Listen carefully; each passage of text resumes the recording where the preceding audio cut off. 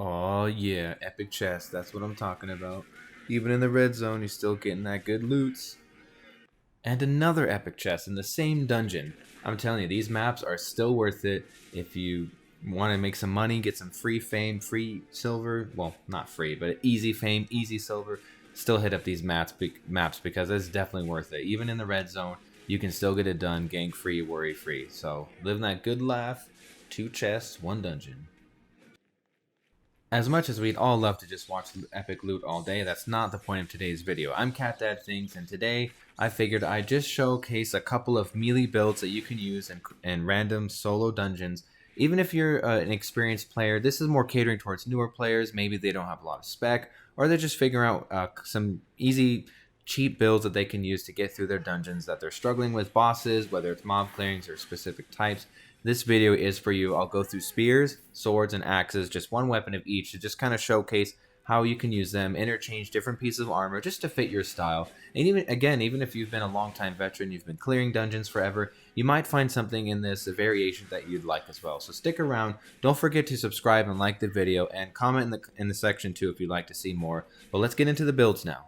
Alright everybody, so here we are in the random dungeons. I happen to have a 6-1 map that I popped because this is a video featuring the 6-1 maps. You can do a flat 6, but what I like to try to do, especially if you're a newer player, you can get away with having 1 tier under as long as you have the correct build, you understand the abilities with what you're using. You can kind of get away with just having 1 tier higher dungeon, which 6.1 obviously would be higher than if you're like flat 6, for example. So all the items that I have, they are either flat 6 or 6 equivalent, 4-2, 5-1, whatever.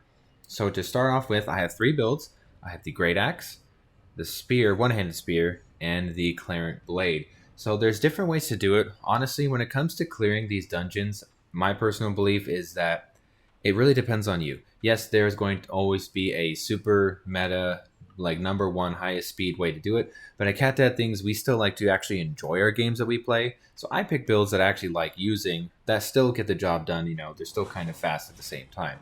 Sure, there's more efficient ways to do it. There's always going to be more efficient way, and there'll be a video later what makes mine obsolete, I'm sure. But for now, this is what I'm doing.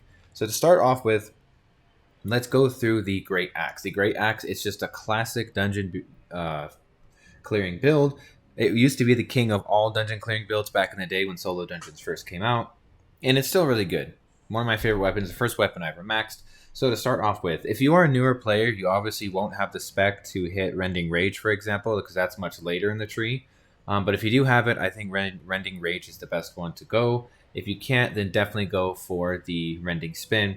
The only problem with Rending Spin is that you have to hit them on the outside of your queue in order to get the max amount of damage. That's why I like Rending Rage.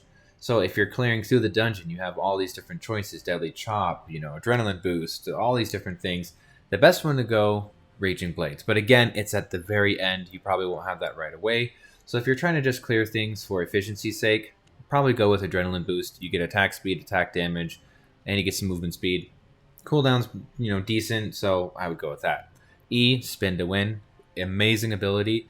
It ramps up too, so you do damage as you're fighting, and it actually ramps up and it starts doing more damage the longer you stay doing it. And one of the nice changes they made with Great Axe is that it's uninterruptible. So when you're channeling it, nothing's going to stop you. As far as these down here, the different traits that you can pick, you can go for Life Leech if you need some sustain, which it's kind of up to you. Deep Cuts, like Boss DPS is nice. I like to go Increase Defense, just so I don't have to heal all the time. Because the way I like to run my Great Axe build, I do it a little differently. I don't run a soup. Generally, people, when they do dungeon clearing builds, will run soup because you get regen on your HP. But the way I do it is I use the Mercenary Jacket. I've heard lots of people say it's a noob trap thing, but it's not. If you do it right, it's not. Because as long as you're timing it right, you're getting the Bloodlust off when you need them, you can continuously run through the dungeon. You don't have to stop. You don't have to wait to regen, which allows you an open slot in your food for 13.5% damage increase on everything that you do. Like, that's a huge damage buff.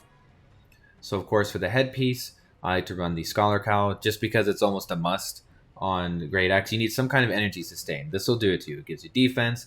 It allows you to sustain your energy because all axes honestly have always been energy hungry. That's just kind of their reputation. And that's because they're a really great weapon too. If they had no energy limits, then they'd be pretty OP. So a way to fix that is popping this. Watch how it gets hit. Look at that. Every time you get hit with this shield on, you are regenning that also important energy. The reason why I like using Scholar Cowl over going like Limhurst Cape, which you can do, it's an option. I put this here as an option. You can just get your energy back doing this. The cooldown is 2.5 minutes, right? That's a pretty hefty cooldown as opposed to 30 seconds. Plus, you get a little armor when you use it, so it's good in the boss fight. And you get to free up your cape slot, which I like to do Chain Lightning on the Thetford cape, and that's every 15 seconds, which is just going to increase your clear speed that much more. So for my Great Axe, that's just what I like to run. And then boots, honestly, it's up to you. Any leather boot will work. You go with this tray here, Balanced Mind. Any leather boot, as long as you get Refreshing Sprint, so you get extra cooldown reduction on all of your abilities, and a little bit of speed, which is nice. But that's pretty much it. As far as Great Axe, that's how I'd recommend doing it. You do have variations at your disposal if you wish. And honestly, all of these weapon types I'm doing, they're very interchangeable with the armors that you pick. You just have to find what works for you. Find your playstyle, find your mode, the speed that you like to clear these dungeons, and then it's totally up to you and how you like to do it. So let's try a variation now. So if you go for, let's say, like Stalker Jacket, Electric Field, it's just a lot of extra DPS that you can do. I would go for the Balanced Mind because Great Axe is not about attack speed. It is about just your abilities doing all the damage for you. Boots will stay the same, and we'll keep this the same as well. That way we have some kind of energy sustain. Or actually, we could just slip out the Limhurst and go for the Mage Cow. Mage Cow I brought as an option. You can get higher DPS with aggression, and for bosses, the poison is great because it does a big chunk of damage. So it's really just up to you. You know, it's your game. You play how you want. These are just ideas, especially if you're a newer player, that you can kind of do to facilitate if you don't have a lot of spec. And they're also not expensive. That's another good thing about these choices, is that even if you get the 4-2 equivalents of all of these pieces of gear, they're not expensive at all. So if you die, because you might get ganked when you're kind of going to and from the maps, it happens. It hasn't happened to me since I did all the footage for this video, which is great, but it does happen. So let's just proc that cape real quick. All right, we're getting low. All right, so we're super low. See how that just procced? You have the Limhurst cape going active. It puts you all the way back. But it's 2.5 minute cooldown. Not the best thing ever. That's just my personal opinion. And of course, for bosses, it's nice to have the minor poison potions. You can buy tons of them. They're super cheap, and it just helps you down the bosses to increase your speed. All right, moving on. Let's now go to a one-handed spear build. You have several options here. For example, if you want some more attack speed, you can go for the torch. The torch will give you some cooldown modifier, which is nice. 50% attack speed bonus, and your pokey goes very fast. So in the spear, what you want to do is go for the Q1, lunging strike. You can kind of kite mobs if you need them, but the best thing it gives you is a spirit charge, which increases your normal attack damage by 32%, times that by 3. So your pokies do a lot of damage, and it pairs well with the torch because of the attack speed that comes with it. Your bread and butter for the W is going to be Force of Spears, just because it's the best at clearing groups of mobs. So this is what the lunge looks like. You kind of have a nice range, not the best, but you can use it for kiting, getting your spirit charges. And look at this W range. And you see that cone? So what you want to do is try and group enemies if you can, and you hit them in that cone, and you down the whole section of mobs. So if you pair that with like the Stalker Jacket, you can just fly through the dungeon, taking out all the mobs. And of course, you'll have a pretty decent DPS to clear on the bosses as well. The E is a very strong ability. I wouldn't recommend using it on cooldown, because when you use it, it takes away all your spirit charges, which means your auto attack damage will go down. So just use it maybe when you want to interrupt a very strong ability that you see an opponent doing, and you can kind of play around that. But like in a boss, for example, I don't just use my E on cooldown.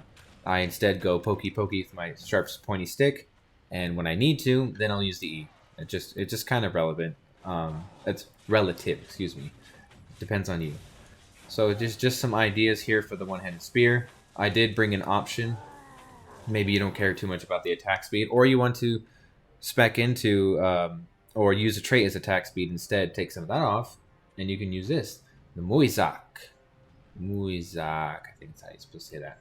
This is pretty nice too because it gives you, I mean, you don't really do much magic damage, but physical attack damage bonus, physical ability bonus. So you're getting bonuses on your autos and on the abilities that you have as well. And Spear uses a lot of ability damage, so that's pretty nice. But like if you pair that with the Mage Cowl, for example, this is magic damage. So you're getting a bonus on everything that you have in your kit. If you're running like the Stalker Jacket and the Mage Cowl, like you're getting tons of extra damage, which is actually pretty cool. So it might even be worth just doing this instead of the Torch because you get so much damage modifier that it's just more worth it in this case. And of course, if you do pair it with the Stew, you're getting another huge bonus of attack, so you'd be clearing out stuff pretty quick. The only problem is that you don't have any sustain. So especially if you're starting this game and you don't have a lot of spec and everything, it's probably, I really strongly recommend using Mercenary Jacket, just because you might not know all the mobs, you might not understand their different mechanics, like their different abilities, how strong they are, when to kite, when to, do certain things.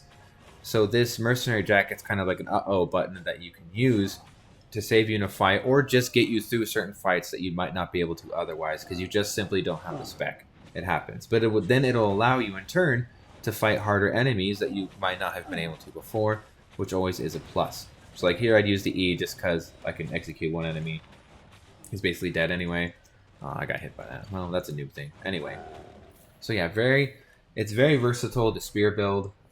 If you're running, you don't really run into a whole lot of energy issues, but if you happen to, you have your Thetford Cape, you can just, maybe you don't want this. It's not worth it to you.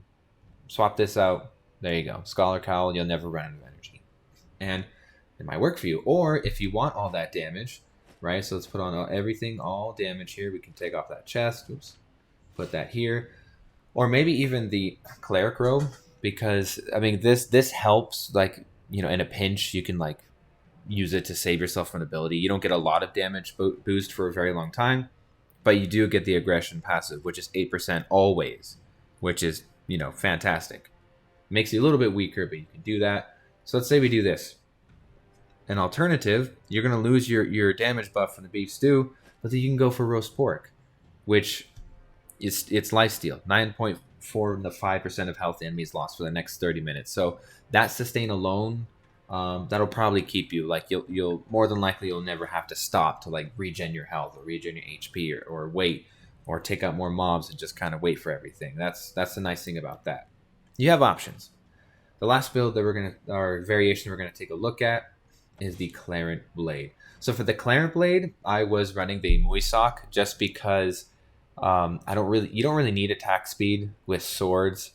Cooldown is nice, but you don't need attack speed, and that's because with swords, whenever you're using your Q abilities, which I recommend Q2 because you want AoE. If you have Q1, that's fine. Just spec it up till you get to Q2, you're good to go. So every time you do a little AoE damage, I'll show you. Look at that, very simple, right? Self-explanatory. But whenever you hit enemies, you get heroic charges, much like the spirit charges. When you do this, you get your movement speed, which is fantastic because you can just blitz through the dungeon, and you get attack speed. For increases by 12%, 6 seconds, stacks up to 3 times, so that's 36% attack speed. You don't need the torch then, you are good to go without it. So the Clarent Blade is actually a very fun weapon. It used to be pretty lame and pretty boring, but they buffed it not too long ago, so it's actually fun now, and I like that. So for the build that I like to run with Clarent Blade, Mercenary, because you don't have any sustain, because I'm not running roast pork most of the time. I'm running stew, because I want that damage buff. So I'm running this. This is kind of relative. I mean, honestly, I will do Scholar just because I want that always energy sustain. Sword, the way I run swords, it kind of does get mana hungry, energy hungry, so I do like to run the Scholar Cowl. That way I don't ever have to stop what I'm doing, basically. I pop my stew, I get all the damage that I need, and I just run through these dungeons. So what I like to run for this build is I go for Q2, and the W that I pick is Splitting Smash. Now, again, if you don't have the spec for it, Interrupt is great, low cooldown. It buffs your physical attack damage of your autos. And then Iron Will I really wouldn't use in the dungeon just because you don't really need that the buff that it gives you, and it does give you a free heroic charge, but you'll be stacking those things all the time. You don't need it. So continuing on to Splitting Smash, Hamstring. not worth it in this dungeon. It's pointless for clearing dungeons. Um, this is nice parry strike, but again, it's not the best. Splitting Smash is honestly your best option. It does the most damage. It's also an AoE kind of like in a line. Basically, it's a projectile, and everything in there will get hit. So you group up enemies, hit them with that, you do lots of damage. But it takes a lot of energy if you're using your Splitting Smash and your E. It can kind of get out of control a little bit. That's why it's important to have the Scholar Cowl. So I'm all buffed up. Watch this with the E. This is a nice part when you get 3 Spirit Charges. You hit him with initial damage, and then it hits him with more damage again. And that's what's really fun about the E on the Clarent Blade, is that depending on how many Spirit Charges you have, it will change the abilities. Let's take a look. So, you shoot into the air, you do magic damage, great. Which again, pairs well nice with this, because ability and magical damage of bonus, very nice. So 1 charge, you slow them, good for kiting. Second one, silence. Now, depending on the mobs that you're fighting, the silence actually comes in handy because it'll stop the mobs casting whatever they're casting. But if you go for that 3rd charge, you get another. Oh, it's almost like a 2 proc of the main damage. Like, it's really nice. You can actually shred bosses with it. You can shred mobs with it. It works out quite nicely. So if you want, again, it's totally up to you. You can go for like the poison pots, taking down the HP from the boss. You can do the cleric robe if you want. I wouldn't recommend that, especially if you're new again, just because you need some kind of sustain to keep yourself in the fight, or to just keep yourself moving, so you don't ever have to stop, wait for 20 seconds or however long, and then you go for it. So like, look at this. Like, let's say this boss is just beating you up. You don't know how to fight him. I'm almost at full HP now because I had my stacks. So root him, hit him with that, more damage. Works out fantastic. Love it. Love to see it. And the energy sustain, you see how that's starting to whittle down? It can happen. So let's take a look at this chest. Alright, that's what I'm here for. Big money, not really. Oh man, I'm just carrying way too much. Okay, don't do this, but I'm only doing it because I have everything in inventory, but never use this unless you really have to. So that's pretty much just the builds and how they work. If you're feeling extra saucy, you can go full damage. Forget energy sustain, forget health sustain. Like, you're going for it. You're going for broke and just blitz it through everything. You can do that. But really, at the end of the day, it's up to you. If you do happen to come across, something where maybe you do want to take it a little bit slower, you don't want all the damage, and you do want to have a food that sustains your HP, maybe Mercenary Jacket, it's just not for you, go for the Cabbage Soup. The health regeneration is really fast, and it's relatively cheap as well. So the main point is to just kind of play around with the build. I'll take this sometimes for like boss DPS, because it gives you a big bonus in damage. Below 50%, that reduces their resistances, and your cooldown is only 15 seconds. So that's the nice thing about these builds, is that they're super beginner friendly. It's totally up to you how you want to play it. And yeah, people will say, the haters will say it's fake, right? They'll say, oh, you're doing it wrong, you're not doing the most efficient, but it's also a game. Like, you have to enjoy what you're doing. That's why I wanted to give 3 different melee options. One from like the main trees. There's other trees as well, but you have swords, you have axes, you have spears. So you kind of pick what you want to do, and just have fun with it. Just enjoy yourself. Because once you do about 50 of these things in like 2 days, you're gonna feel it. And if you're playing the same build, you're doing the same exact abilities, you're fighting the same mobs over and over again, like, you're not gonna enjoy it. You're gonna get burnout, and then you're gonna play a different game. And we don't want that. We want you playing Albion forever and to eternity. You're not allowed to play other games. Albion is life. So I hope you guys enjoyed this build, this little video talking about different builds for the random dungeons. Maybe you already know these builds, or even if you're a new player, experiment, try it out. They're super cheap, they're easy to get into, easy to understand, so anyone can do them. But if you like this kind of content, don't forget to like and subscribe. Ooh, I think this is an epic chest dungeon. Nice. Anyway, don't forget to subscribe. If you have suggestions or you want to see other types of builds, other type of videos, just let me know. But this is what I was talking about, the energy. Look at that. Like, I only went through a couple mobs, and I'm already low, and now I have to wait because I have no sustain. If I had the cape, it would be nice. That's why I get Scholar Cowl, because it just facilitates all of my needs. But yeah, thanks again for watching, and I'll see you guys in the next one. Bye-bye. Don't worry, I was going to leave you hanging. Here's the loot.